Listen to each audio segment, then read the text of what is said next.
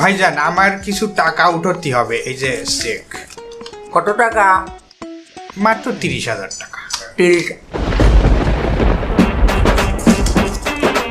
MA আপনি কি পাগল হয়েছেন? 30,000 টাকা নেটে এসে লাফাম কই? 30,000 টাকা ব্যাংকে নেটে এলে 2 সপ্তাহ আগে ব্যাংকে আবেদন করতে হয়, এটা জানেন না? মানে আমি আমার অ্যাকাউন্টে টাকা উঠবো, ওটা 2 সপ্তাহ আগের আমার আবেদন করতে হবে। আমার কোটি কোটি টাকা ব্যাংকে, মাত্র 30,000 টাকা চাই। না না, এটা ঠিক আছে, আপনি আপনার টাকা নেবেন, কিন্তু আমরা তো অতগুলো টাকা একসাথে নগদ ব্যাংকে রাখি না। আপনি অর্ডার দেবেন, সেই অনুযায়ী আমরা টাকা নিয়ে ব্যাংকে রাখবো। আপনি আসবেন, আপনার হাতে তুলে দেবো, বাসায় চলে যাবেন। তা আমার তো 30,000 টাকা লাগবে এখন, তো তা আমি কি আসবো? টাকা আপনারে দেবো, আপনি নেবেন, একটু কমাই নেন। তা কমার সময় সে আমি এখন কত নিতে পারবো সেটা কর। আপনি হ্যাঁ 1500 টাকা নেন। আমি কি বাড়া ব্যাংকে ইয়ার কি করতে আইছি নাকি? আমি আইছি 30,000 টাকা উঠতি, হ্যাঁ? সে জায়গায় তুমি কম করে হইলেও তো আমার 20,000 টাকা দিবা, তারা তুমি আমার কাছে 1500 টাকা নেওয়ার কথা। হালাকের পথে শেটপেন না ভাইজান।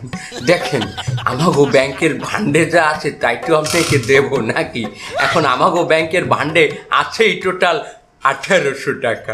এখান থেকে আপনাকে আমি 1500 টাকা দেবো বলছি, তারপর থাকে 300 টাকা। এক কালে যদি 300 টাকাও বান্ডে যদি ব্যাংকে না থাকে, তার ব্যাংক দেউলি হয়ে যাবে না? ওরে তোর ব্যাংক কি এখনো দেউলিয়া হইনি? না, ওই 1500 দিয়ে আমারে মাফ কর, অন্তত 1500 তো আমি পাই। এইবার লাইনে আইছেন।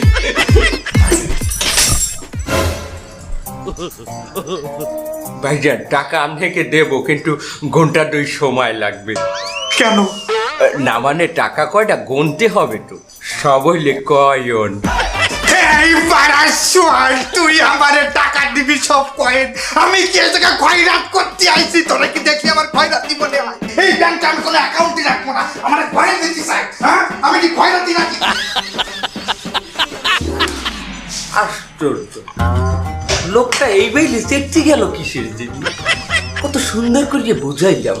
এই দুর্নীতি কি আর কোনো ব্যাংক আছে যারা এত ঠান্ডা মাথায় গ্রাহককে সেবা দেয়?